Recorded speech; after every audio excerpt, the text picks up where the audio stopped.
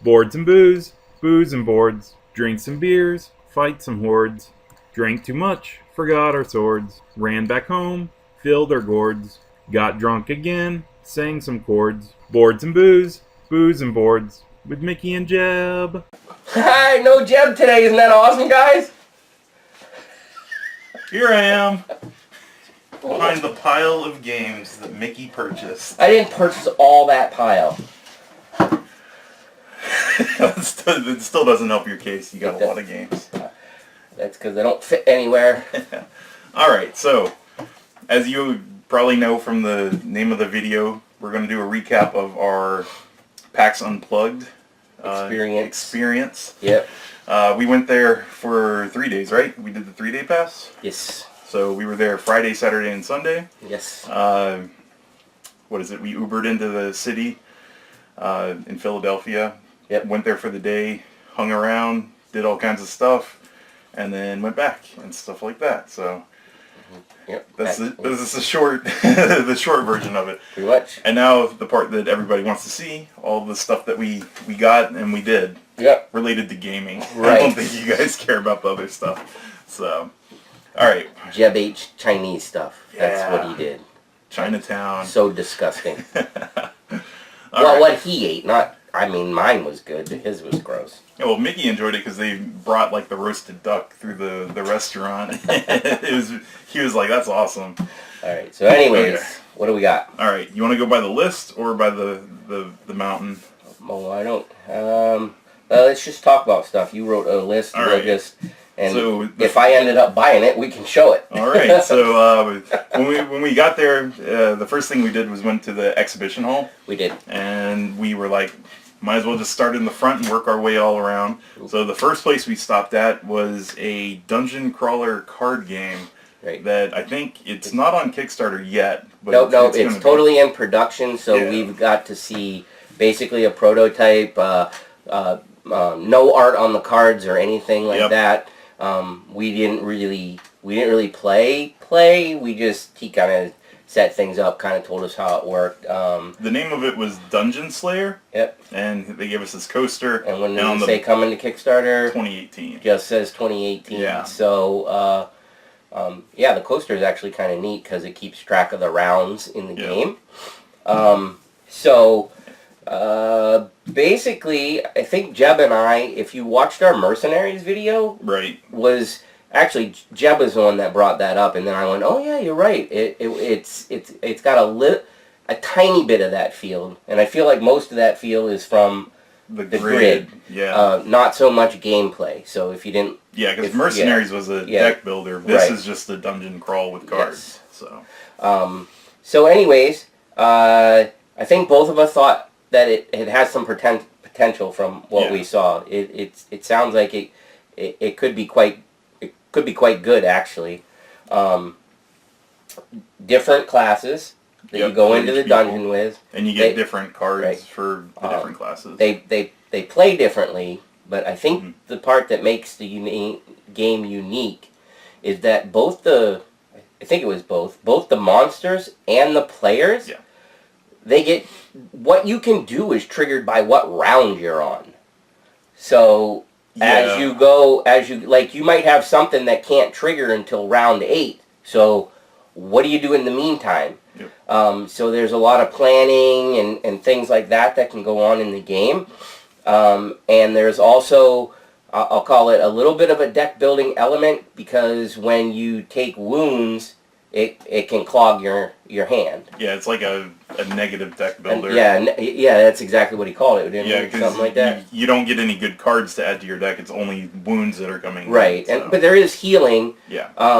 But not since there's classes, not everybody's proficient at it. So like if you don't have a cleric in your party, you could get screwed if you don't end up getting a card. Yeah, I was looking through like the barbarian cards, and he didn't have any healing at all. So if you played by yourself with him, you better be efficient. So it's kind of like when you enter a room, you populate with the cards. There's like front rows and back rows. There's some mechanics on how you're supposed to set it up. There's restrictions based on how big the room is. All the cards tell you all this stuff too. Yeah, on the room card there's a number, and that represents how wide the dungeon is. So, well, we won't spend a whole lot of time trying to describe everything it does, but hopefully that gives you the gist. I'm sure that's hard to try to picture in your head, but again... Dungeon Slayer, keep an eye out for it. Dungeon Slayer coming in 2018.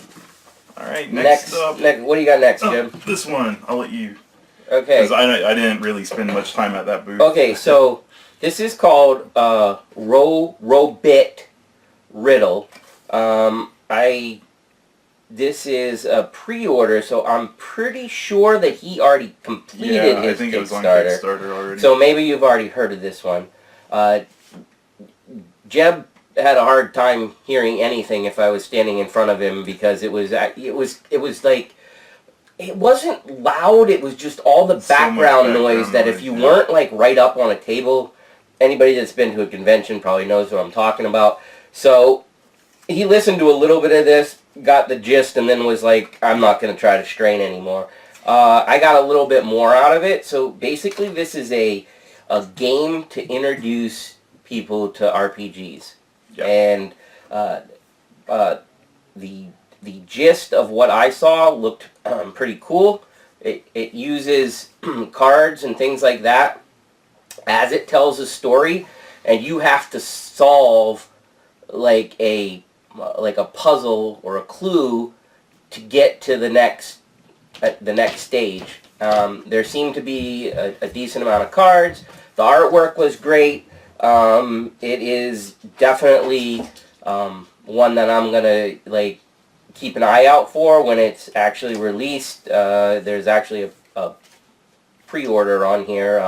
I haven't been to their site yet, but the game literally does say storytelling co-op, and he has a time down there of 5 minutes to 45 minutes. How it would be done in 5 minutes, I guess would have to be really bad luck.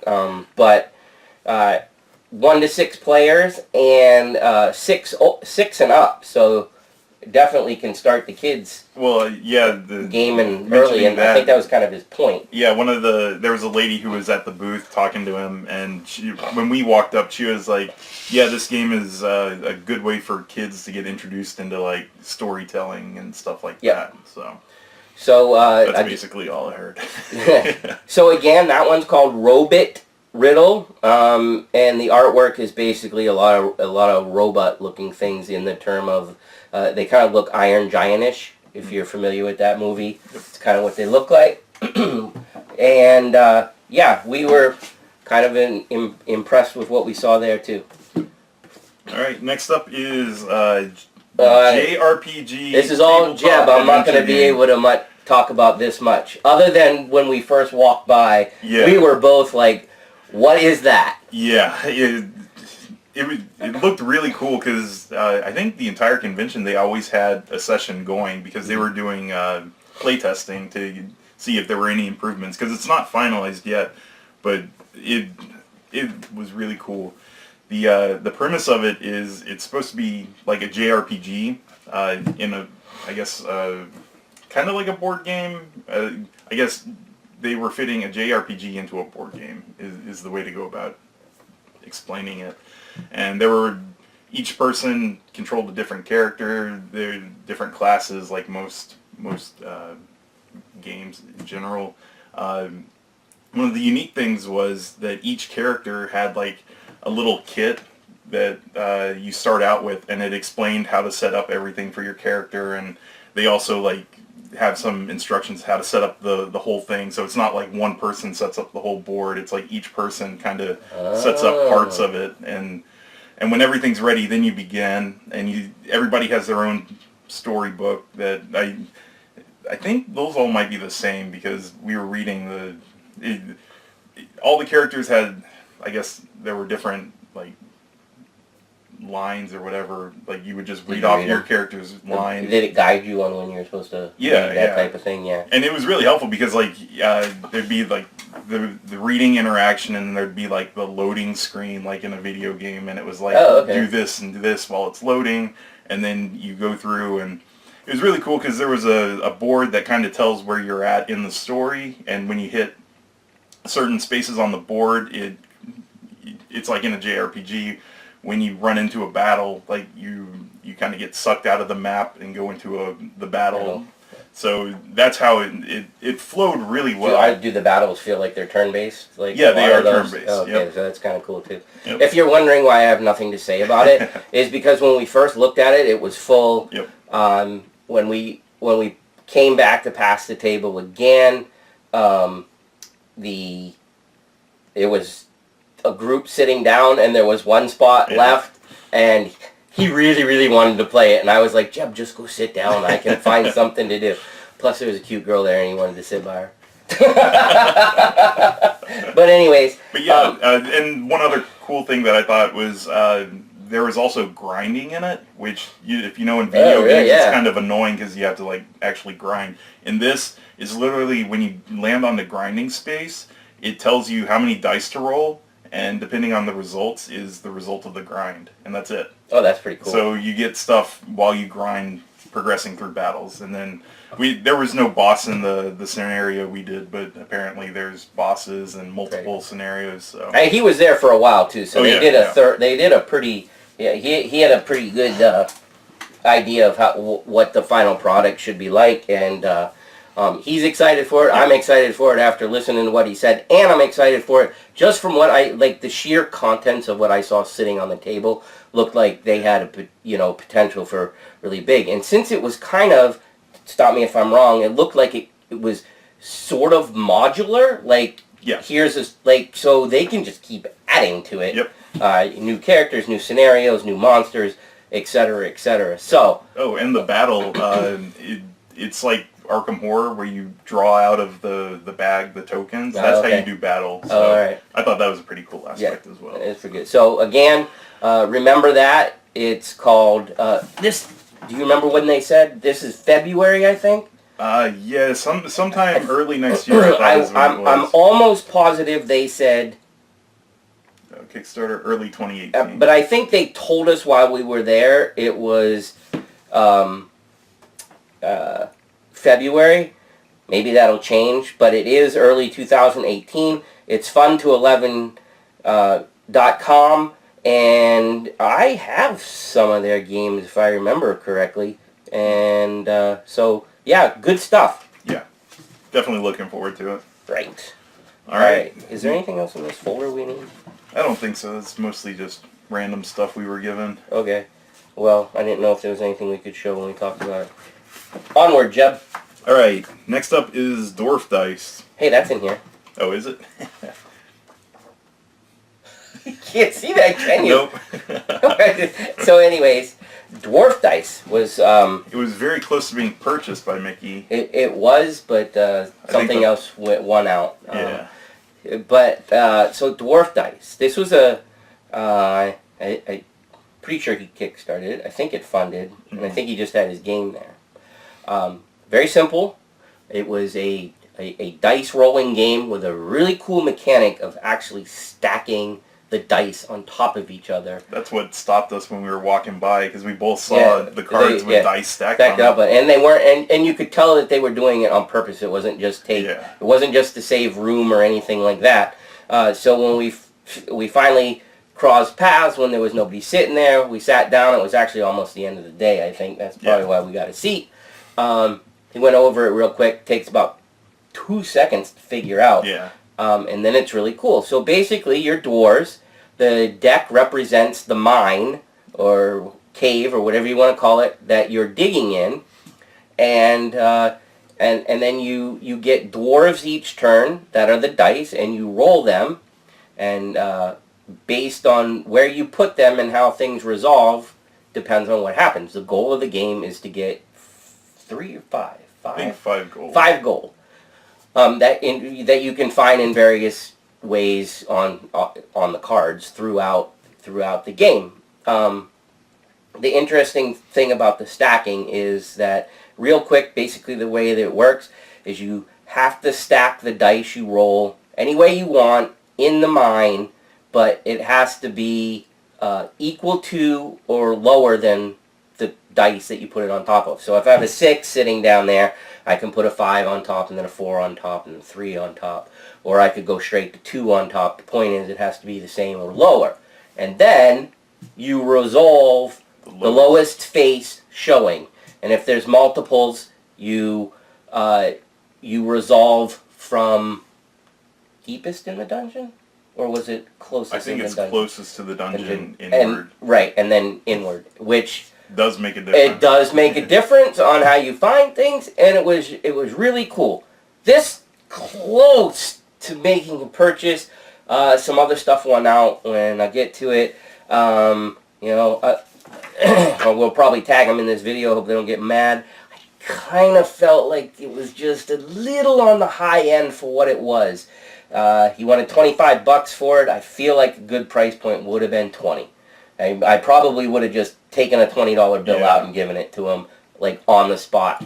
But I don't know how much it cost him to make. So, and it was a solid game. So, I'm not saying it's not worth it. I'm just saying that. And one possibility could be the dice were all custom, like every. Yeah, and I don't know how much how much it cost him to mass produce it, and small publishers certainly can't make the margins that the big guys can. So I'm not saying it's too much. I'm just saying that if he would have had that thing at 20, it'd probably be sitting on this table. Yeah.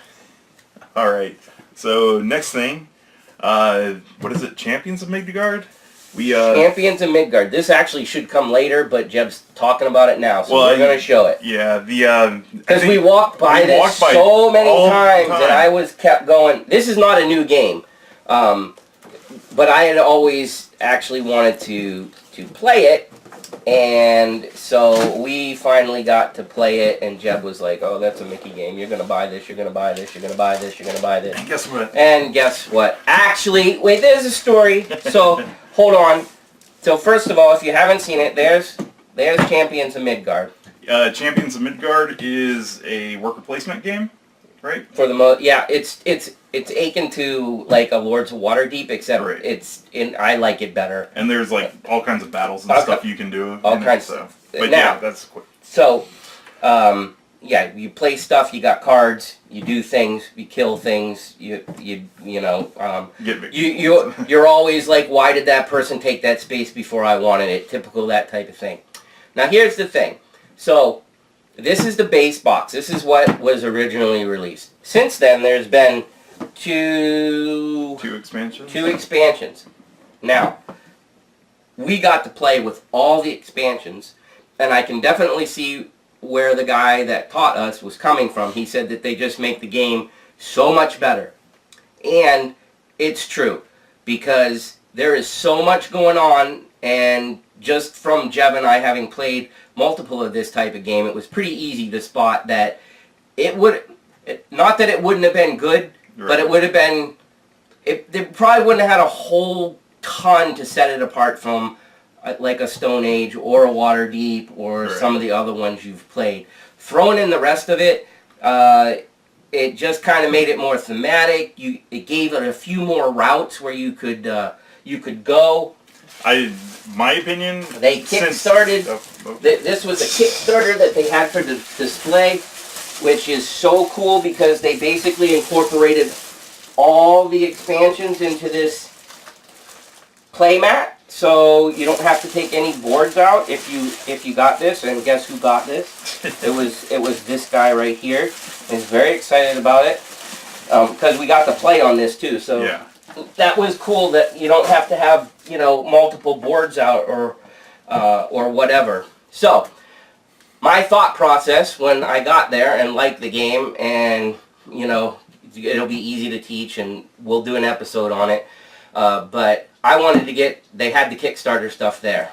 Big box, some upgraded meeples and things like that. So I bought this, and I got my mat, and then my friend brought me an early Christmas present and got me the base game. This guy. So I was very, very, very happy. Well, I would have gotten it eventually. I just would have used it as a filler on an order or whatever. But I didn't want to miss some of the stuff that they had there. That playmat, I would. It really so good. We kind of stray away from too many playmats or stuff. But when we played on that, we were both like, Yeah. I mean, for games. Yeah. I mean, we both of us have tons of like card gameplay, Yeah, I was man, gonna say, just from purchasing stuff or winning it or whatever. But playing the game on that was awesome, and not having the having to put out extra boards. So the only thing I have to say is we played it with the expansions. I don't think I'd want to play it without the expansions. no, I mean the only thing. That's my opinion. Like, I agree with you. The only reason that I might play it without an expansion is for a teaching session. Right. Like if I just wanted, like, I have some friends over. I'm not sure how receptive they're going to be to this type of game. Let me just teach them, and then if they like it, I'll be like, oh, I can make this game a ton better now. So highly recommended with it. Like, it's just so cool. I mean, your Vikings. If you're like us and you've been playing complicated games and stuff, I think hopping in with the expansions is not a problem at all. Oh yeah, you can just jump right into it. Yeah. Now, granted, you're gonna have to read a little bit on how the stuff worked. We had somebody just telling us, so it went just like that. But for the most part, it really once you figure out the differences they did for their game. For instance, so in this game, you actually have dice, and the dice represent your Vikings. Yep. So they're what you do battle with as your Vikings, and then they can die and they can go to Valhalla. But you still have your little meeples that you place on the board that tells you what actions you're going to do during that round. So just some really cool stuff. And also when your guys die, you get tokens that give bonuses to buy stuff. Right. So and it's that's what I meant when I was talking about going to Valhalla. That's that card that you put them on. Yep. And like Jeb just said, you can use the dead people to buy stuff with. So good. Yeah. Good. So anyways, that's Champions of Midgard. And if you have it and you're just like, meh, I highly recommend that you try the expansions, because really good. I'm not sure that if it had just been this, I would have probably thought about it more. But the theme and the components and stuff, really cool. Really cool. All right, next up we have a game that is reminiscent of a game that we really like. Kaiju. All right, so if you're familiar with Kaiju, this is kind of like it. This is called Custom Heroes. I don't know what this says. Custom Heroes. Ha! It says Custom Heroes. In Japanese. So anyways, AEG game. We played this one night after the convention was done. AEG were demoing a lot of games. Yeah. It's one that both of us were interested in because it uses a same mechanic as Mystic Vale in terms of you upgrade your cards in the game instead of the other way around, instead of purchasing new cards or whatever. If we caught your attention with the Tichu comment, basically the Tichu part comes in is because it is a trick-taking card game. I'm not as much of old school card games, but I think he compared it to Spades. I don't remember which ones he said. And some of the other standard card games that have been around forever. But basically in trick-taking games, the idea is to get rid of your cards first. Yeah. So basically real quick, is you're laying cards down, and the person that goes next has to match or increase what you put down. For instance, if I play a 1, the next person has to play a 1 or a 2, or anything higher than a 1. And then you just keep going around.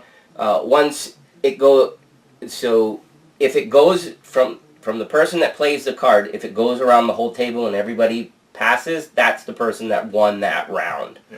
So in other words, I play a round, this person passes, Jeb passes, I win that round. If I play a card, this person plays a card, then it has to go all the way around and everybody gets back to him. So in other words, whoever plays a card, if it goes all the way around the table, they win the round. That's for you people that don't understand what a trick-taking game is.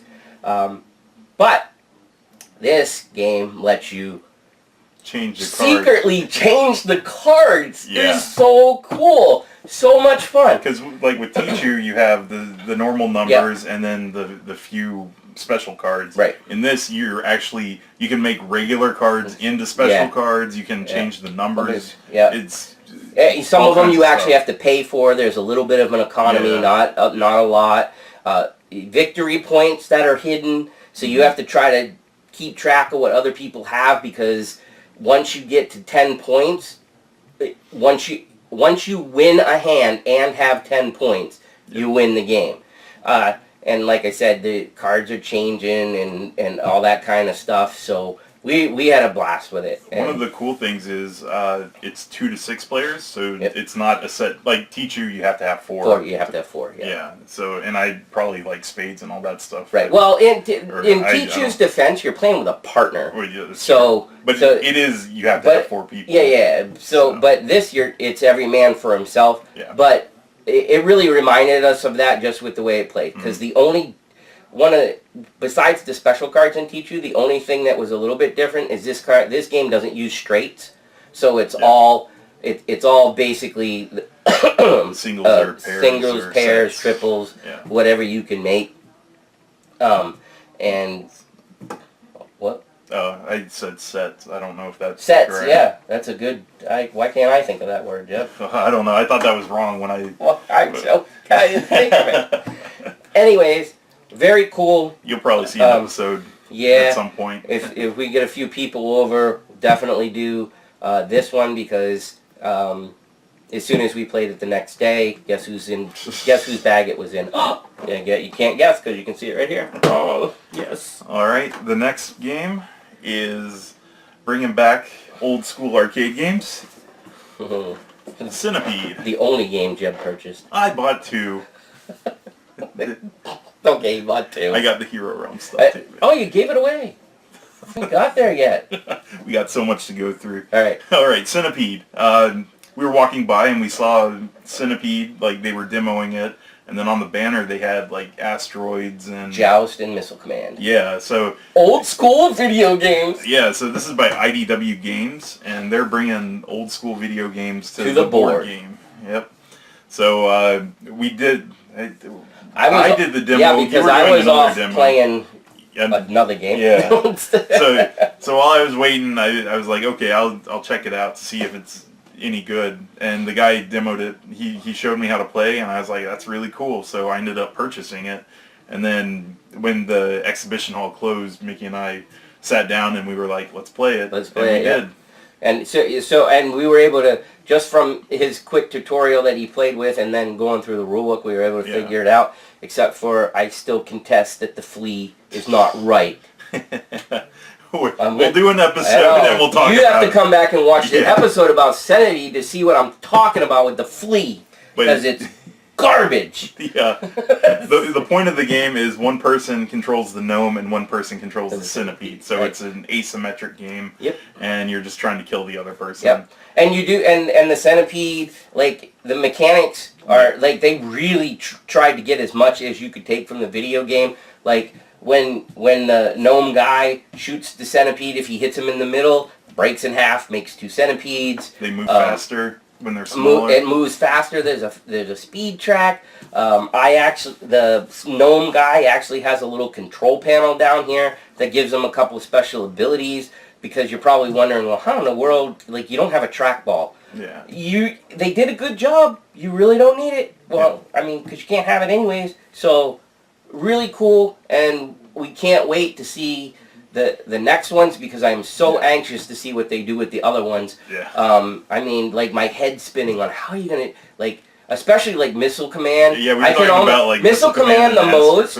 Like asteroids, I have some ideas on what they might do, and then Joust, I could see them probably being able to do like fairly easily. Missile Command, I have no idea how they're gonna do that one. I really don't. So especially since Joust is like one-on-one, right? Or it can be. So, anyways, I'll shut up now. But we're both excited about this series and the rest. Yeah, the rest that comes out with it. So. All right, next up is one that you pre-ordered, Glyph. Oh, okay. So, this Glyph looks pretty complicated to try to explain, but in its simplicity, basically it's a 3-on-3 battle against an opponent, using dice with glyphs on it to do different things. Say what you're gonna say.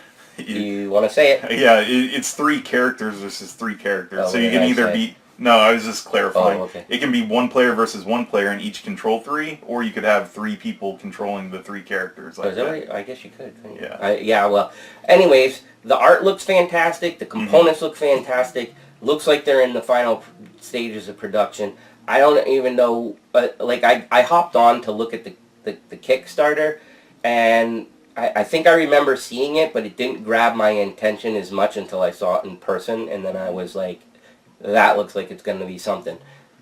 Maybe I get burned, I don't know, but I have, like, it really, I think Jeb thought it looked pretty good, too. The custom boards that they have, they're like little indentations that you can put the cubes in, and I was like, that's pretty cool. Yeah, so they don't, like, get knocked around and stuff like that, and there just looked like all kinds of possibilities. It looked like it was going to be fairly decent strategy wise and stuff like that, and the glyphs reminded me a little bit of Ashes, Rise of the Phoenix Born. In terms of how they operate, I have no idea. I'm assuming that they probably have some components where you'll be able to alter dice and things like that. I really didn't get into the rules. I listened to the guy tell me about the game, and it was enough, especially with, like, because your characters can get gear and just all kinds of stuff. It's just, like, there's a lot of stuff going on, so I'm definitely looking forward to it. I can't tell you anything else except if you search it on Kickstarter, you'll be able to find what I'm talking about, and it's Glyph, Glyph. Yep. Next I got Fate of the Elder Gods. That was one that we played. We did a demo of it. Well, demo as in we were actually playing. Yeah, we play, it was actually, it was another one where the hall closed, but the person teaching us would have let us just go as long as we wanted. It is one that I eyeballed on Kickstarter. I don't even remember seeing it before. You don't remember a lot, son. I know. And I passed on it. Probably because I'm like, you need to calm down. So I had always wanted to play it. It looks really cool. The twist on this game is it's a Lovecraftian type of theme, except you're actually trying to raise the Ancient One. Yeah. With your elders and things like that before the other people. Your fellow cultists do the same. Yeah, so I would have one of the Ancient Ones and you would have another, and I'm trying to get mine out before you. Right. So and it's up to 4 players, I think? Or, yeah. I don't know if it has to be 4 or if it's up to 4. So, won't talk too much about this one other than I thought it was pretty cool. It's actually, because when I was reading about it, I couldn't get a feel for what it was going to be like. After playing it, I don't know that I'm going to run out and buy it anytime soon because I got a bazillion things anyways. But I would sit down and play that game definitely if somebody busted it out because it was kind of cool. And I really wish we were at one of those stand tables like for a demo thing and we were playing it. So and it was going to go on for a while. Yeah. I really wish we would have been sitting out in the game area playing it because I would have liked to have seen how everything resolved. Yeah.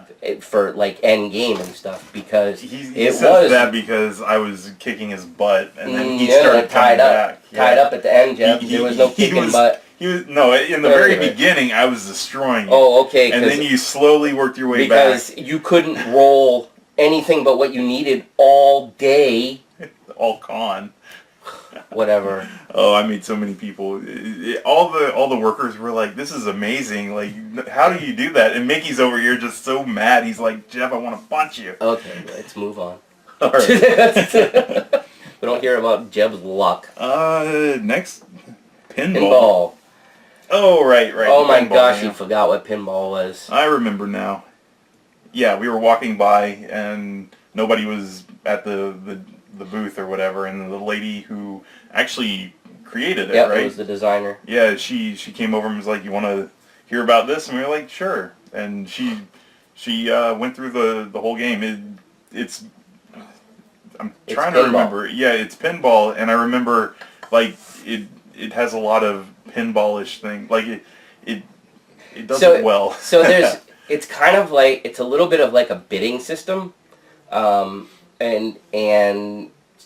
so like you have X amount of I think were they dice or chip? No, they were just the two-sided like, chips. chips. Yeah, and one represented, I think she called it accuracy, and the other one represented speed. And through different mechanics of the game, those chips, were on one side or the other, but you also had to use them for, like I said, like a bidding system to be able to take control of cards that were worth victory points. Yep. You're wondering what do I mean by that? Well, like some of the cards represent like the bumpers in the games, or the targets in the games that you would hit and then they would go down, or that type of thing. And so if you acquired that card, then you would score those victory points, and there were ways to get certain cards that would give you the bonuses, just like a real pinball machine. You get like a ×2, etc., etc. The basic premise was, since you played it in a group, is that you were playing, like you guys are kind of the balls in the machine bouncing around during multi-ball during the game. So like it's everybody, it represents one, and you're trying to hit the things worth the most point. I thought it was pretty clever. Again, one of those things where it I was kind of like saturated. I mean, I would probably buy everything if I could, but I couldn't, because it did seem like it was solid. I think I would have needed, I would have liked to have like sat down and played a little bit more, because she did go really, really fast. Not that we didn't understand it, but it really was a quick overview. Because it really was more of a demo. But I was really, really surprised that, like, looking at it, and the artwork was good and everything. Like, how are you going to translate a pinball machine into a game? Right. And I think she did it, honestly. Mm-hmm. So one that I would like to see some more of, if it hits some stores or not, or if I see it, obscurely online or whatever.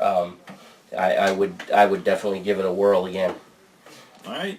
Next up is, all of them have Valeria in the name. Which one is this? This is the first one. This is Valeria Card Kingdoms.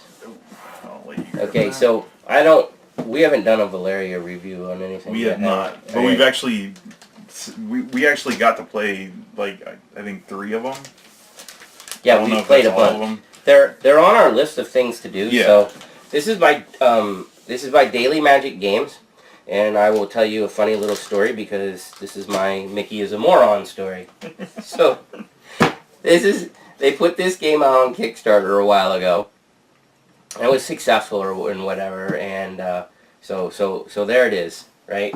And I don't remember what the first one of their games I backed was, but I was like, oh, good artwork, card game, stuff that Mickey likes, worker placement type of, not really worker placement, it's kind of like Imperial Settlers type of thing, sort of.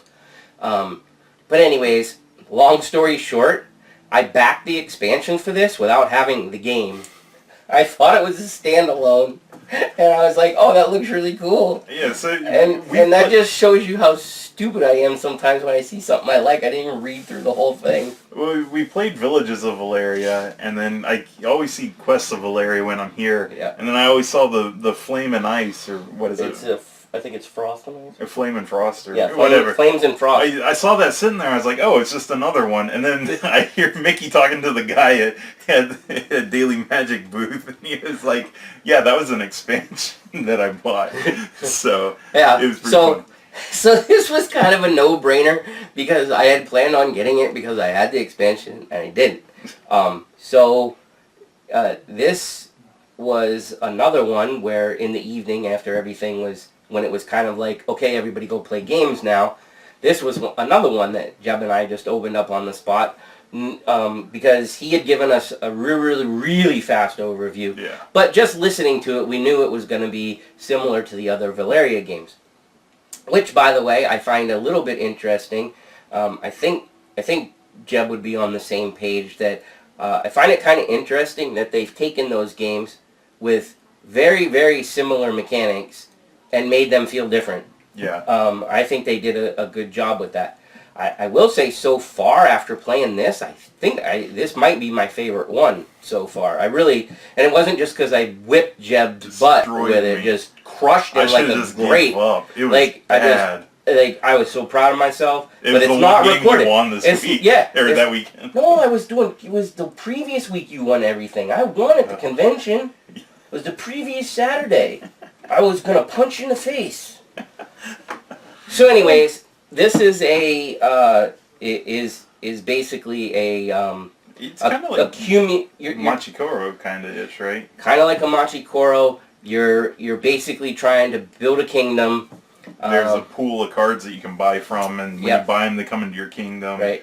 And yeah, no, go ahead. On your turn, you roll the dice, and which is whatever you get. That's the thing that I thought was really cool about this. So, like one. in Machikoro, you just roll a die, and whoever has that number, it activates. Right. But for this, you're rolling 2 die, and what activates is each die's face, and then the sum total. So if you roll a 2 and a 5, all the 2s, all the 5s, and all the 7s would activate. And instead of like Machikoro, where everybody gets to do the same action, the people that are following get a lesser action, or it might cost you. So they have to decide if they really want to do it, and it might not be exactly the same either. I think they were. Yeah, some of them. Were a little where like you either had to pay for them, or they'd be substantially less, or whatever. But that was part of that I really liked it because. I like Machikoro, but I don't think Machikoro was good until the expansion came out because, like, honestly, if you've never played that game, or if you still don't get that game, play the base game again, and don't ever go for high numbers, and you'll win. Or you'll be real close, I promise you. That's how that game works. So anyways... we will get to a Valeria, and at this point in time, I'm going to say it's probably going to be this one, even though we have the other ones, which we will probably at least give you an overview of. I think they're enough different that we probably will do reviews, but we have so many things, I just don't know. And then I got the 2 little expansion Kickstarter packs, or I think they were Kickstarter packs that went with this, because there were slots for things called events and something else that I was like, I don't get any. So then I had to back and get some. You went back and you got them. Yeah, I did. But anyways, it was funny because the guy remembered me because I told the story about me being a moron and buying the expansion without actually having the game. But I'm really glad that I got the game. I also think that would be this one pretty easy to teach too. Oh yeah. Next up, I've got Hand of Fate, which we never got to play. Okay. Do you want to go with the story on this? You want me to do the story on this? You might want to because I don't think you don't remember anything. I remember it, but I don't think the story would be that good if I told Okay, so almost, I think we almost walked up this row the second that we got in there. Mm-hmm. If it wasn't, it was real close to because it was kind of towards the front of the exhibit hall. And what caught our eyes was Fun Again Games. I think that's the name of it. But anyways, they did. Professor Evil in the Citadel of Time, which Jeb and I saw at Origins, which we both really wanted, but it got delayed because of manufacturing, and now it's on its way, and then we're going to review it, and I can't wait. So, anyways, we go by their booth, and they've got this another beautiful game set brand new and shiny. And we're like, we really like this. We should try this. It's called Hand of Fate. It's based on a video game that neither Jeb or I have played, which is odd because I like video games and Jeb is actually probably a bigger video game person than I am, and he didn't know of it either. But the game looked beautiful. And so we went to the guy, and he was like, I'm doing demos all weekend, blah, blah, blah, but you need to get here at 10 o'clock in the morning, like right out the gate, because I fill up instantly. So Jeb and I never got there at 10 o'clock in the morning because we were too lazy to care about getting there at 10 in the morning. I don't even think we really drank that much. We were just tired by the time we got back. And we had a couple and then went to bed. And then Jeb, for some reason, would shower at 3 in the morning. And I'm like, what are you doing? Anyways, so we didn't get to play it, but it really, from just looking at the components, the groups that we saw sitting there looked pretty engaged.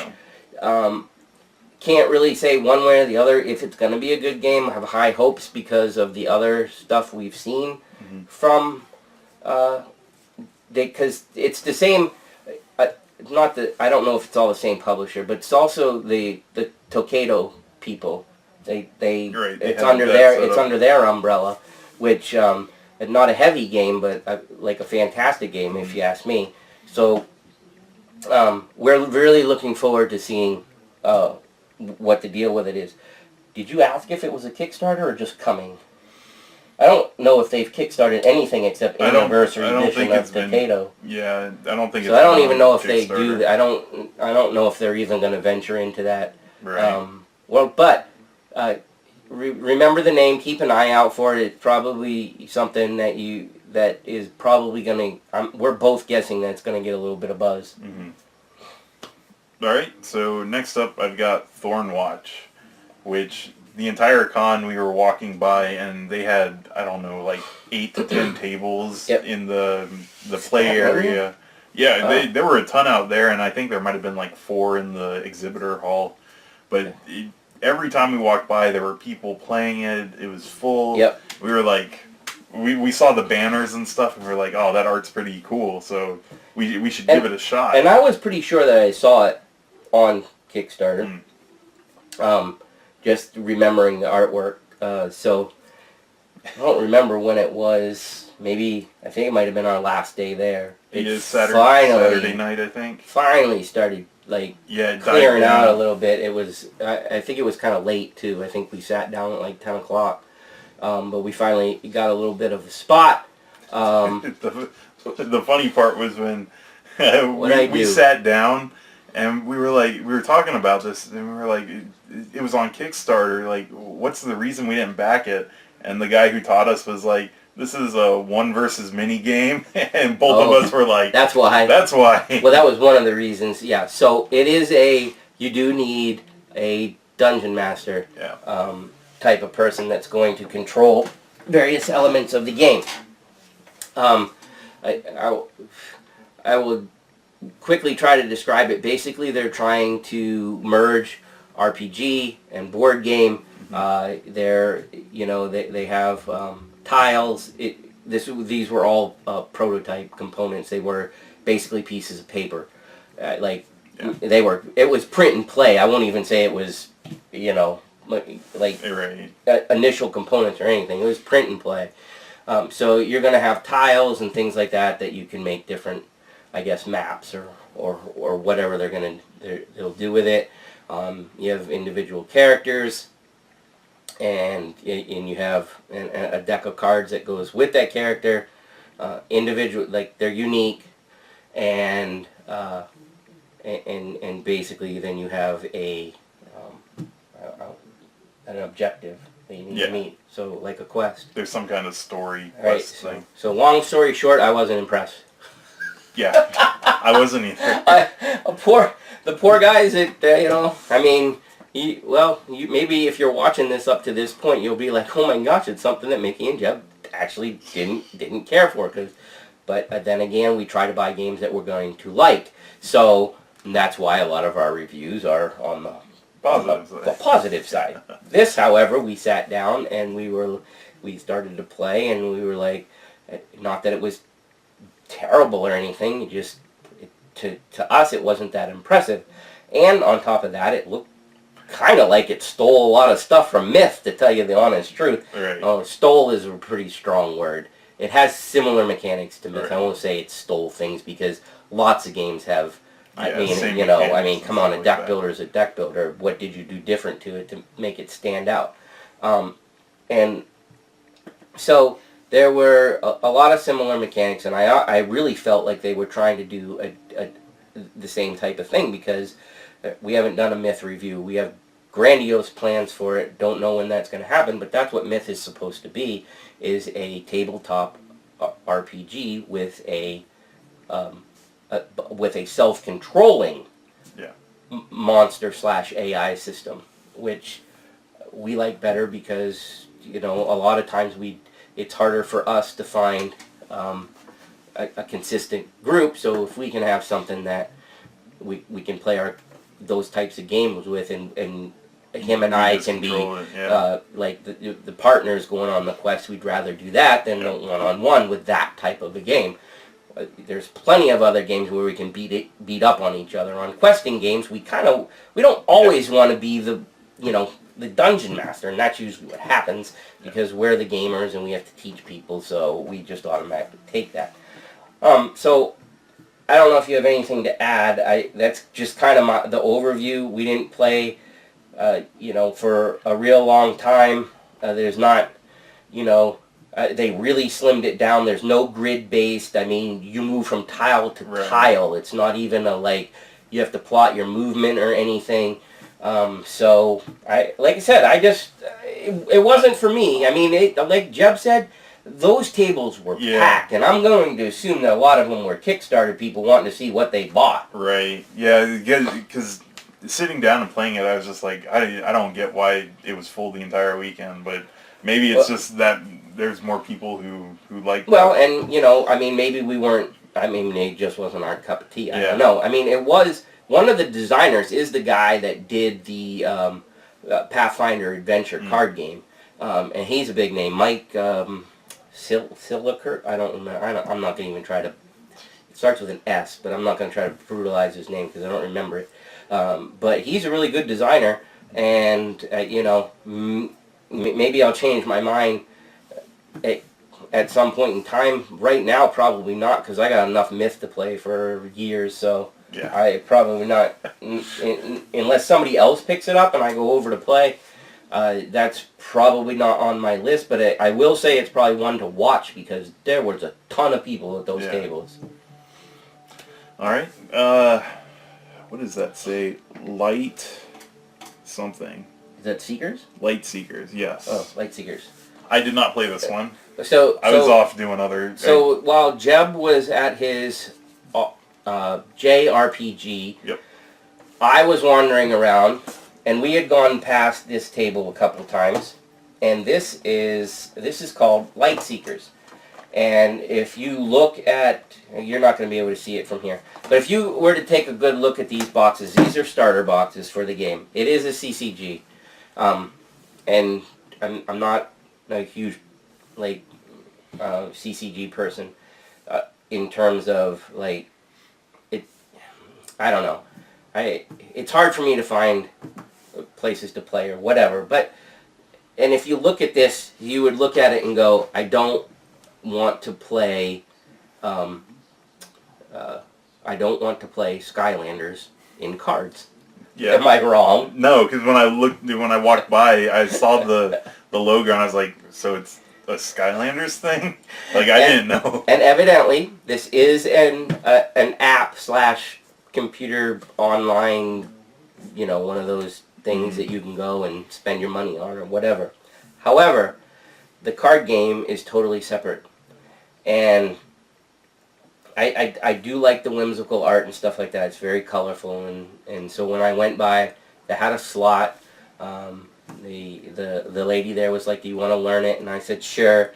And I sat down, and then I was really impressed, because I have no idea if it can make it, but from what I saw so far, Jeff hasn't got a chance to play yet, but I think from what I told him, he wants to give it a whirl. I want to try it. Because it seemed really solid. It's like, you have, and it's not complicated either. Until we do a review, just real quick, I feel like the thing that makes this stand apart is that you have, what do they call them? They call them... I forget what the cards are called. Oh, I can't think of the word. Anyways, so the main thing about this is you're trying to eliminate your opponent. You both have 30 health to start the game. But you have cards that go out onto the board, and they're like timed. So you turn them, and they do a different effect each turn. And that is like a huge part of the strategy to the game, which to me was so different. It wasn't all about like Pokemon. You sit your creatures out and you do battle with them. In Magic, you put your creatures out or whatever and you do battle. And of course you have some instants and stuff like that. And you do have direct attack type of cards in this. But the core of the game was dealing with the... Dang, I wish I could remember what the name of that was. Okay, we're back after all that Jeb just cut out because I'm just talking again. So the word that I couldn't remember was buffs. So like the core of the game like operates around those, and I thought it was really cool. Now, as a gimmick part of the game, all the cards are QRs. So if you play the other game, you can scan and get stuff in it.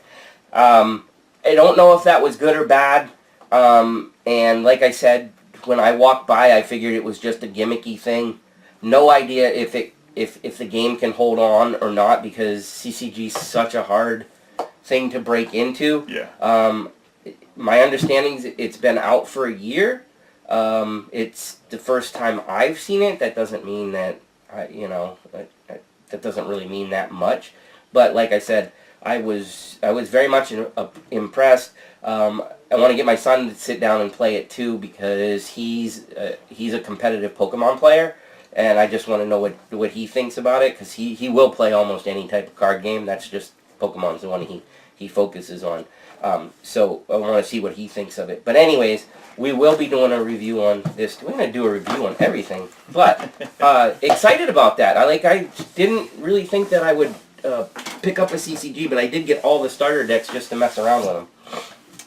Next up, I got the Kaiju Attack game. That's all you, dude. Yeah, it was one that I actually saw on Board Game Geek before we went to the convention, and I was like, oh, that one looks interesting. And when we were walking by, they had it set up, and I was like, oh, well, might as well look while I'm here, because there wasn't too much information online about it. And then they went through and they were explaining everything, like kind of just an overview of it.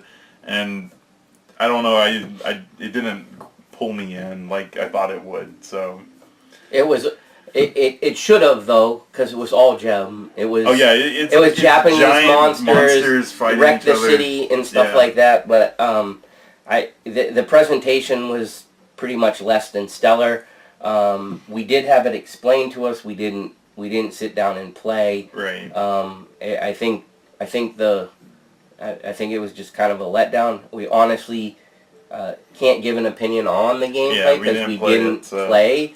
From what we were told, it sounds like it had some potential, but there was a lot of things that we would have done different. That's all we could.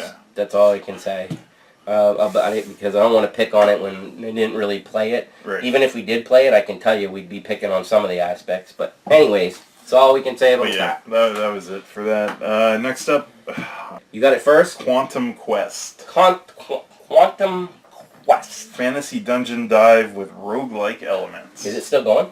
Yeah, actually, I think it's got less than 48 hours.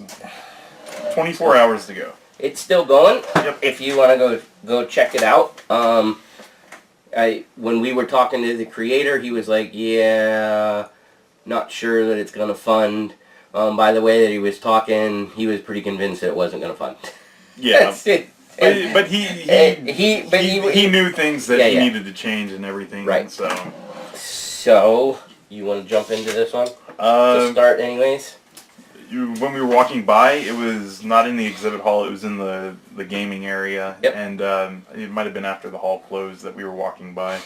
And they had this really big banner, which, if you haven't noticed by now, the banners kind of catch us if they look cool. Right. And this had really good artwork on the banner. So he was sitting there Or I don't even know if he was sitting there. I think we were walking by and nobody was there. Yeah, and we stared at it a little bit, and then he was came like, over. "Yeah," and came over. Yeah, and then he showed us how to play it.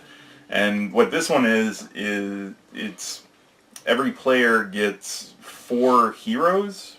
I guess So you get a party. Yeah, it's an adventure party type of game. Yeah. Meaning like a D&D party. Right. So I think there's 4 or 5 different classes, but whatever. You get your party of 4, and then you set up the dungeon, and depending on the number of players, all it is dungeon tiles that are face down, or dungeon cards that are face down, and you build it in a rectangle. Yep. And then the way it works is everybody starts on the start space, and when it's your turn, you roll the die, and you move that many around the Cards, dungeon. Yep. When you land on the face down one, you flip it over, and if you most of them had a requirement of a party type member that if you had it, you could buy that dungeon room. Unless it was an event type card, like traps or something. I don't think not all of those were purchasable. Right. But you can either purchase it or not. If you purchase it, you would get no ill effect.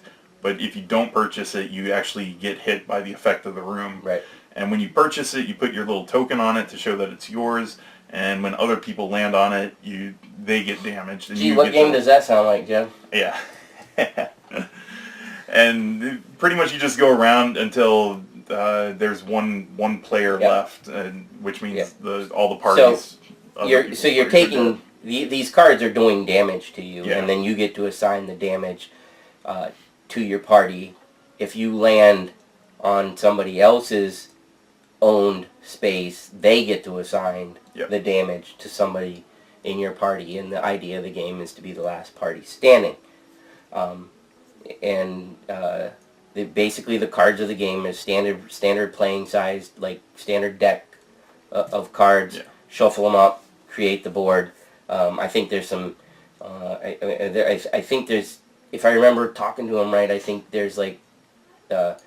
You take so many of a certain kind though to make the deck. I don't remember for sure. There was a lot to it, so that you definitely have like some traps or whatever.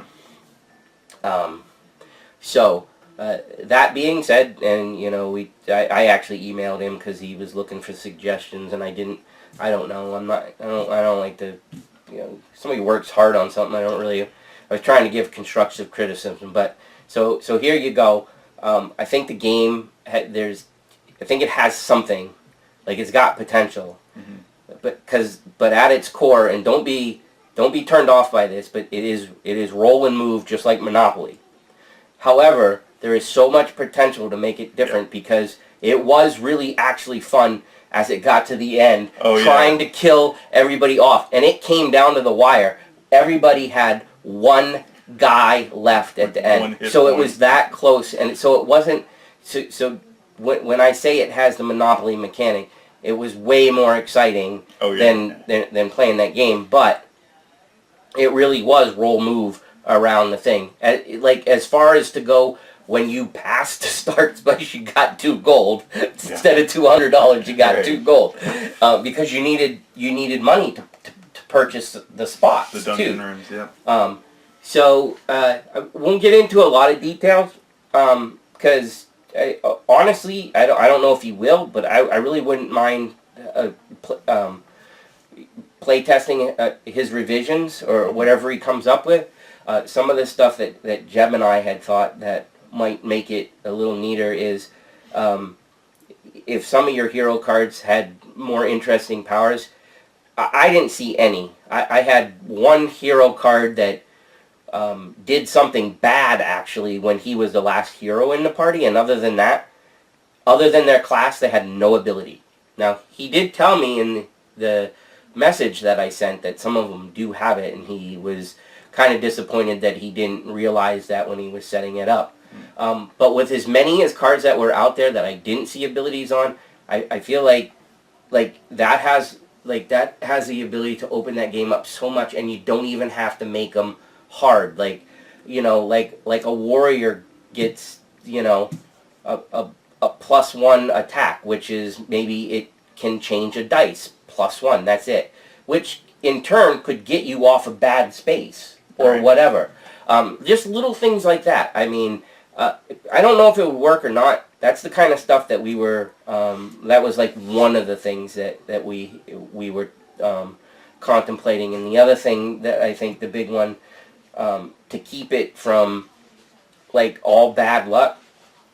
So, like the mechanic in it is like, if you don't have the right class in your party, you can't buy the space. Well, if you think about even going back to something as classic as Monopoly, as long as you had the money, you could buy the thing. Right. So we were like, well, as long as I have the money, why can't I buy the space and get penalized for not having the right Yeah, just pay more class, money or something.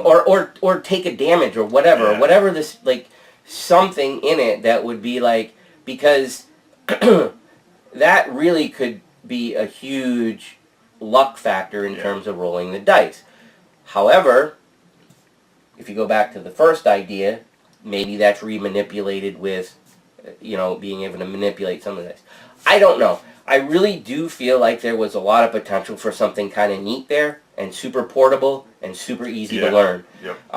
And a theme. And if I could pick on one other thing, I really wish the art had been much bolder on the cards, as well as some of the lettering. I think Jeb gave a suggestion to change like the number and the health and stuff, so you could see it clear. But his banner had really cool artwork. Yeah. And it was very small on the cards. I just would have maybe less background and more character. I don't know. That's just a personal opinion. In terms of the game, I thought there was potential to be something kind of cool there, and keeping it simple. Yeah. All right. Next we have Refuge, which I think is this. Oh yes. The Refuge. So take that off. Oh, that one we got. Look, to play. we have the box. Guess who bought it? We actually got to play a full game of it. We did. And that's one of the reasons that it made the list for purchasing, is because we literally played a full game in, 10 minutes? 10, 15 minutes. I don't even, what does it say on... It says it can go 30 on the box. Yeah, it's 2 to 6 players. We were playing at 3. So we only played it with 3. That makes sense. It says 13 and up. That sounds too high. If the kid can read, they can probably play this game. Might be for theme, since Could it's be zombie killing and stuff like that. Yeah, it could be for theme too. You're right. So the premise of this game is you're a survivor. You're going through like the wasteland or whatever of the board, and you're literally, all you're trying to do is make it to the top of the board. Yep. However, there are spaces on the board that do different things, and there's not a lot. There's only 4 different spaces. There's like a hazard space, a switch space, a safe space, and and spawn points. That's it. That's the whole board, and it's like kind of like checkered. Yep. And you're just trying to orthogonally go up, side, whatever. Unless you get a card that lets you go diagonal, you can't do that.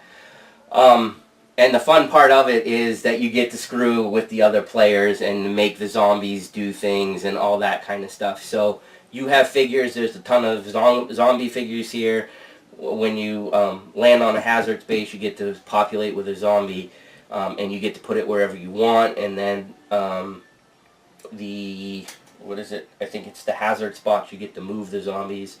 I don't remember exactly. Point is, super, super simple. You have cards that let you do special things, and getting to the top is harder than you would think. Oh, and I think you need a key when you get to the top. Yeah, you need a key to actually open wherever you're getting to, and the other thing is you only get to do one thing on your turn. That's it. Yep.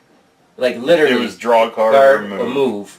Yeah. Yeah. So now some of the cards let you do extra actions, but it's that simple, and for that reason, it made it, because it looks nice, it plays fun, and it's kind of one of those things where because of the screw you over factor, it gets everybody kind of into the game.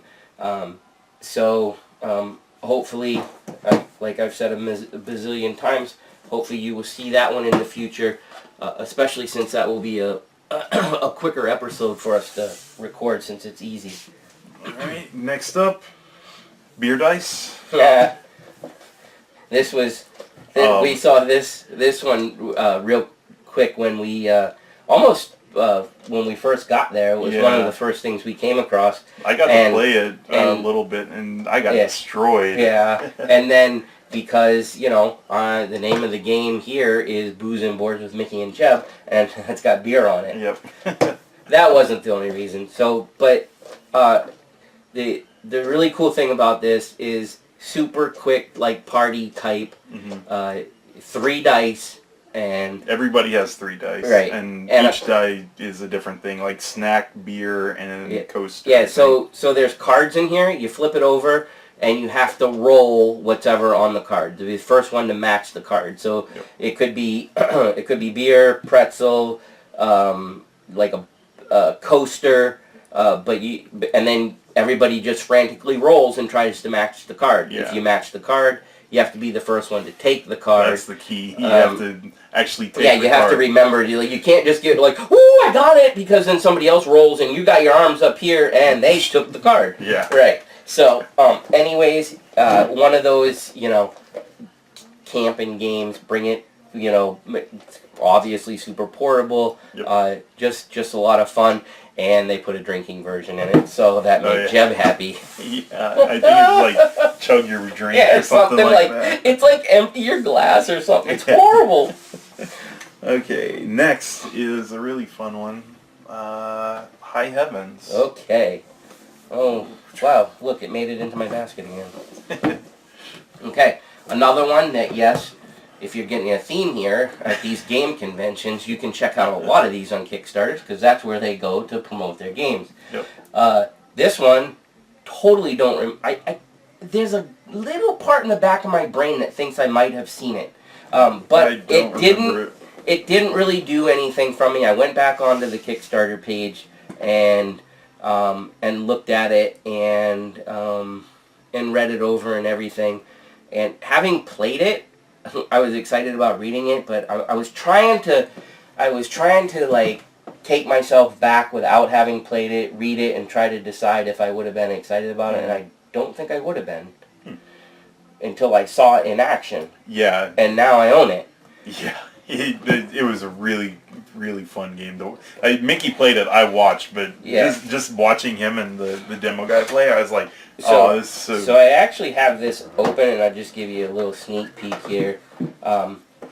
They gave us, what are these, neoprene mat for the game board. Comes with it. Yeah, it comes with it. That's one of the things I asked him when we were playing. And that doesn't go there.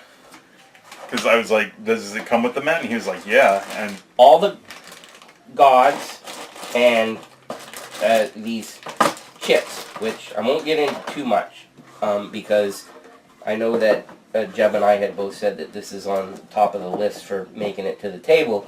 But you are, you take the side of one of the famous gods. Like you can be the box is Norse gods and the Greek gods, and then the expansion is the Egyptian gods, and then there's some little packs that do some other things. And I didn't get the. I wonder if I was supposed to get that. Oh no, I did get them. Terrain, so you can position. But so real quick, what it is you take your army of gods against the other person's army of gods. You both have your capital, your heaven capital. Like, so you either have Asgard or whatever the other one is. You'd think I'd know this stuff a little bit better. It doesn't really matter. So you call it your headquarters. So the object of the game is to either wipe out the other guy's army, like all of their things, or destroy their home. That's it. That's the whole thing. And you would not believe how fast this thing plays. It plays so fast because that's all you do. Like, they geared this game to be aggressive. That's what you do. There's I'm not saying there's not any strategy, but the strategy in this game is to kick the other person's butt. And the tracking system on health and status effects and all that kind of stuff is awesome. It just really is, and it work. And the components, they made it work. You might be like, I could have seen myself reading it and going, that's not going to work. Mm-hmm. It works. It looks really cool. Plays super fast. I don't know if they said you could play it with more than... Yeah, you can play it in teams. Mm-hmm. And I already read the rules. The rules didn't show me anything different than the guy that taught me, and he taught me in like 5 minutes, and we were playing. So, and the way you attack is with cards, and you also don't get to necessarily know when you're going to get your particular gods out, because they're all on cards and they have to be summoned to the board. So if you wanted to get, if you were hoping to start with Thor, he might be at the bottom of your deck. So there you go. Really, really, really cool. So can't wait to show you guys this one hopefully you haven't seen it yet. Next up, we've got Bushido, which was It actually just came up on Kickstarter. Did it? It was right before Thanksgiving. Oh, you saw it? Yes. Oh, nice. Yep. Did you back it? I don't think so. Did you start it? I started. I was going to read everything in it because I don't know what they're adding to it and stuff like that. But we got to demo it, and... this is one that Jeb won. Oh, Mickey hated me so much, too, because... I always hate him so much. I don't even know why I do this show with him. It's like... both people are warriors, and you choose a weapon and a certain style of whatever, cards and stuff like that. But anyway, one of the main things is you're rolling dice to try to do attacks to your opponent.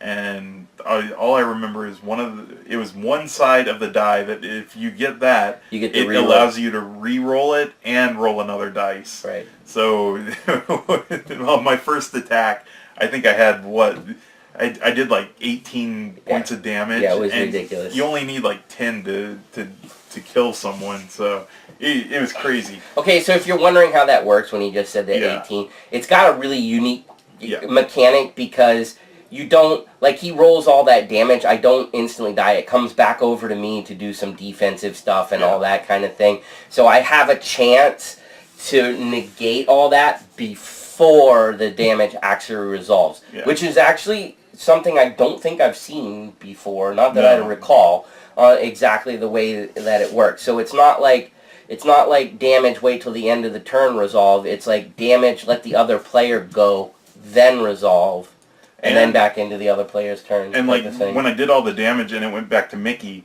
on his turn he'd be rolling, and he's hoping for defense to reduce the damage, but he also wants attack to be able to attack me back. Yes, exactly. So the cards, the cards that you play with, you do in a drafting system at the beginning. So there's a little bit of strategy there and stuff like that. We both had fun with it. I think the only thing when we walked away the table was we kind of looked puzzled in terms of, and this was prototype, so we have no idea if it was full version or if there's more coming or whatever, but we didn't see anything to switch your weapons. Yeah, because at the beginning of the game, you pick a weapon, and that's what you pick one of 4 weapons, and then you reveal it at the beginning of when you start, you reveal it. And we thought that we'd be able to switch out the weapons. Or we were going to get them in the cards, or there'd be oh, I played this card. Not that it was bad, and maybe that's the way that it is. Yeah, it could be. But it was just it was a warrior game. We just kind of figured that you'd be either upgrading or switching out or something, and we didn't get to do that. So and it's not necessarily bad, because the game really, I had fun with it. I don't know if Jeff liked it or not. I thought it was, because It was pretty fast paced too, because it is a fast pace and rolling dice, and and sure, there's some luck stuff, but there's also enough with the cards that makes it interesting. And maybe the intention of the game is actually to focus more on the cards than the actual weapon, because your opening weapon is important in terms of, like Jeb said, the style that you're going to play in, because I think some of them were more defensive or offensive. It was like high, middle, and low. Well, that was the stuff you picked on the board, right? Or did that relate to the weapons? I think it also related to the weapons. Okay.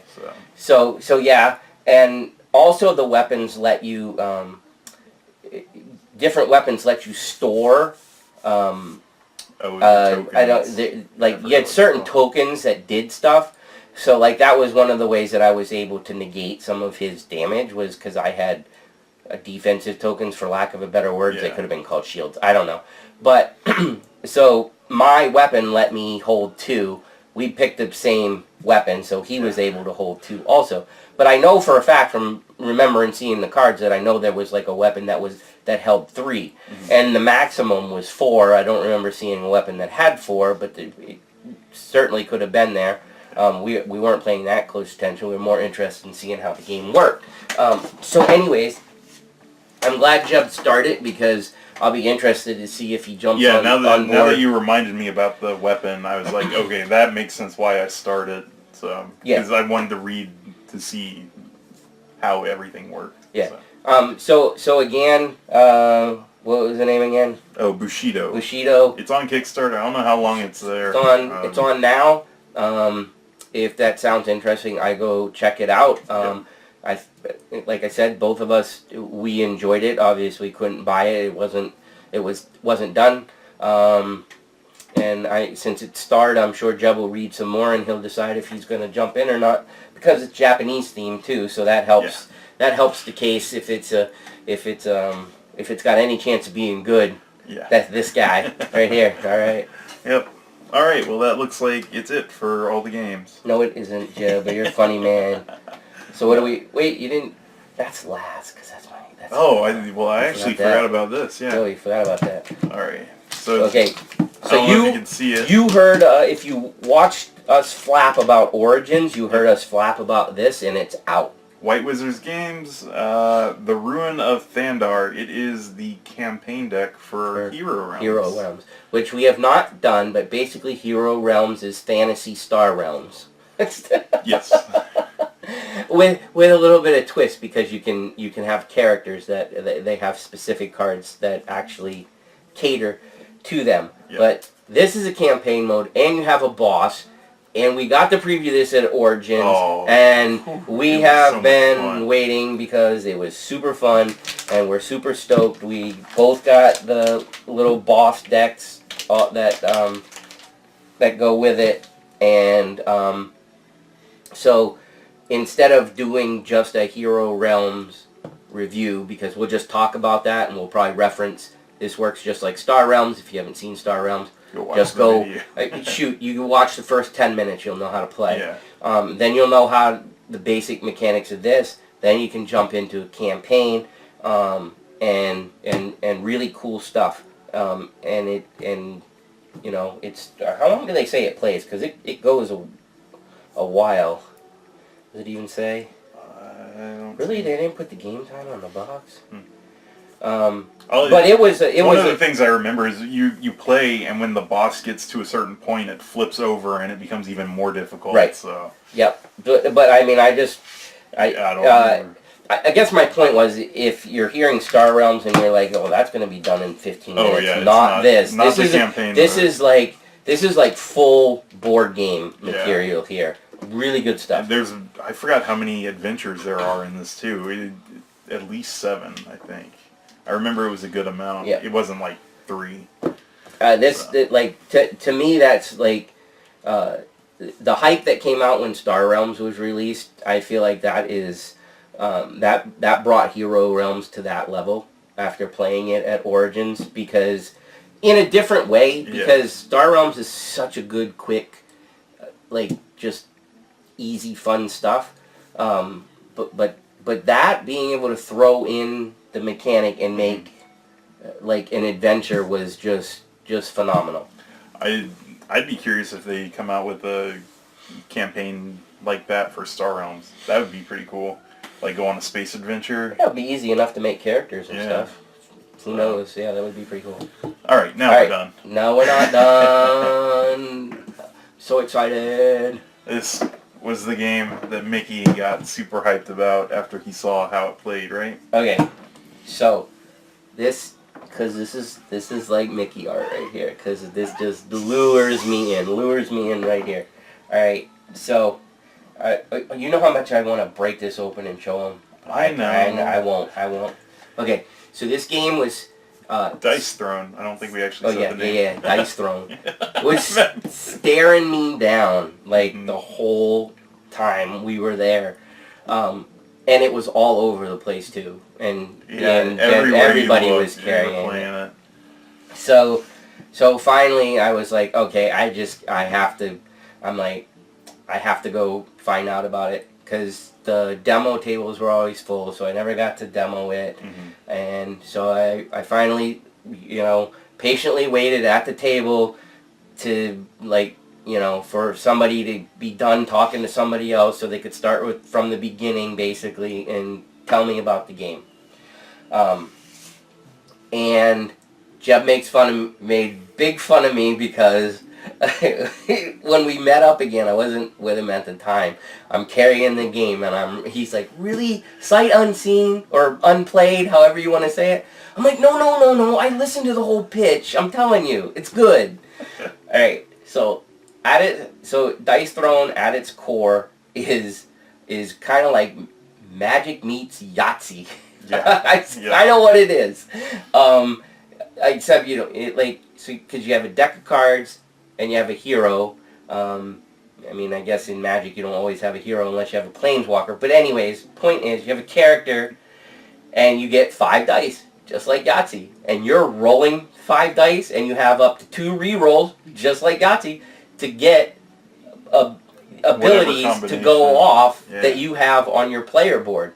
And I can just tell you that the components in here are spectacular too. This is at the very top of the list. You guys are going to see this shortly. This is the next video. This is the thing. And he's laughing, but when we sat down and played, guess who was like, do you want to play again? Yeah. This guy. We played it twice while we were there. And we probably, if we had been bored out of our gourd, we would have sat at the table and played it some more too.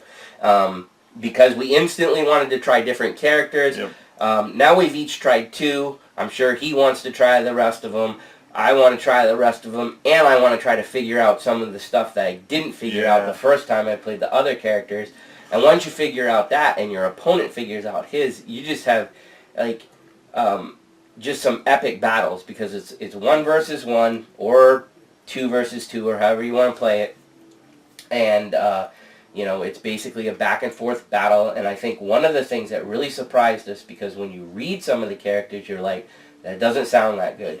Because, Warrior Guy just has some smash attacks, and you're looking at the other ones and you're going, it just doesn't seem like it's going to do something. Both games we played were way closer than we thought they were going to be. Even when somebody came out of the gate just swinging, all of a sudden the other person caught up.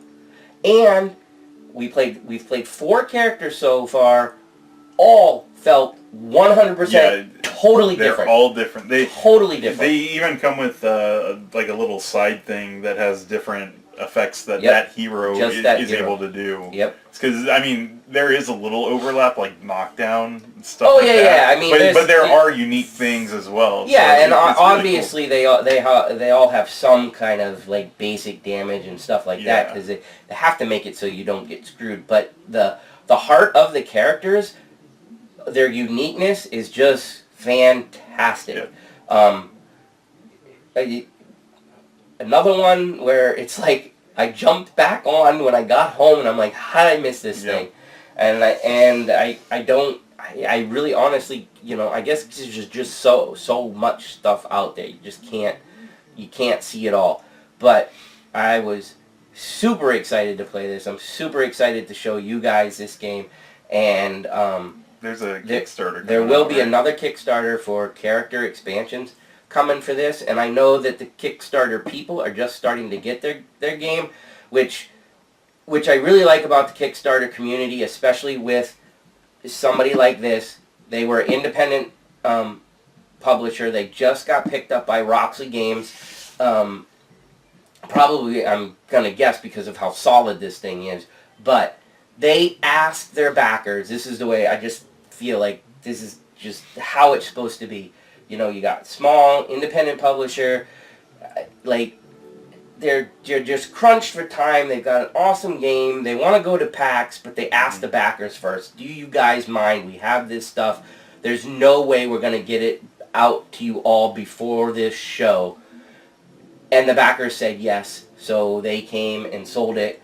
So I'm very grateful for that, but I'm one of those people when I get asked from a small company, when I back something, I'm always like, you guys got, like, I want you guys to succeed. Yeah, I'm a little bummed that I can't say I got it first, but I'm more interested in the property succeeding. So if you guys need to make it to a convention, if you get to the convention, sell out, and then that's a better chance for an expansion. Now, then when CMON does crap like that, they don't irritate. Yeah, they don't ask, and it does irritate me a little bit more because you guys made $2 million, and you can't. You know, I don't really feel bad for you, and you don't really feel bad for me. So yeah, I mean, I take that with a grain of salt because okay, those guys aren't getting the extra stuff that you're getting. Well, you have plenty of money. You should have had more done. I don't know. That's kind of the way I feel. Like the people that are already established, like those ones I kind of hold to a higher level, feeling like they should actually get the game to the backers first. The little guys, like, I mean, they got to dish out. They're not in the same position. So I love it when the community comes together and they're like, awesome. Go for it, guys. And I saw a couple of the people that did back the game. They're picking it up and they were just all happy. And the people at the booth are just talking to their backers and stuff like that, and showing them like, here's what we added for you guys, and we're just thanking them up and down, and being very grateful and everything. So, anyways, I'll keep my mouth shut because there's so much more I want to say about this, and I'm not gonna because we're gonna get to it soon. Yeah. Anyways, I think that is the whole rundown on the list from PAX. I'm sure we probably. I'm sure we probably didn't remember. We saw a lot of stuff, but these were the ones that stood out the most to us. And we were pretty much there from, like, with the exception of the first day. I think we stayed for about 12 hours each day. Mm-hmm. We got there around 11-ish, and then stayed till around 11-ish. Usually we tried to demo stuff or look at things until the exhibit hall closed, and then we'd play something. Although, even at the gaming area and things like that, there were independent publishers doing stuff. We didn't even get to touch some of the stuff we wanted to because there were like people sitting there. We didn't get a chance to play any of the tournaments because we were too lazy that we had dabbled in, but we still had a great time. And hopefully they will be back again. I know they sent out an email asking for suggestions on how they can make things better or what to do and things like that. Right off the bat for me, I feel like they definitely could have taken up more of the convention center. Yeah. I feel like, and maybe I just wasn't paying attention, but honestly, once the evening rolled around, I felt like it was way more packed there than it was in Origins. Like, I don't know if maybe Origins was spread out more or something. I don't know, but I mean, I felt like there were so many people playing games. It was like leaving the exhibit hall, I just looked out into like the entire convention center. There's tables completely filled. Like everybody, you had to hunt for a spot. Yeah, we found we just got lucky. End of the table, just enough for 2 people. But I mean, we probably could have easily taken 15 minutes, walked up and down, and found somebody setting up and said, "Hey, can we learn that or something?" Mm-hmm. Because usually gamers are pretty friendly. But it was pretty cool to Yeah. be around. Like, hey, everybody wants to play a game, And that it's all kinds of games too. Yes, there's tons. Like having played board games for what, 3 years now. Like, Oh, more than that. We've been doing it longer than that. Yeah, Whatever. I mean, I saw games that I first played, like when I started playing. I saw games that I played then, and then I've seen games that now, and Yep. There's so Definitely. many different games. So much stuff, and it's kind of, we haven't been to a lot. We've only been to Origins, and then now PAX, and we hope to go back to Origins. Yeah. And we probably hope to go back to this too, because This is like right next door to us. Yeah, it's right next door to us, and maybe along the way we meet some people and stuff like that, and then on one of the nights it's like, okay, break out the TI, whatever, That's Mickey's We're doing wish. that. Bust Yeah. out TI 4. Yeah, 8 hours. We're home at 2. It's awesome. Anyways, hopefully you enjoyed that little review. We were. It was nice to be able to do it this time and show you what we got. Have a little bit of a list. Yeah, we were a little more prepared. A little bit more prepared. We kind of did the Origins things at last second. Plus, we went to Origins at the last second almost too. Plus, we were obsessed with True Dungeon. So, anyways, We still are. we still are, and so you got to see some stuff.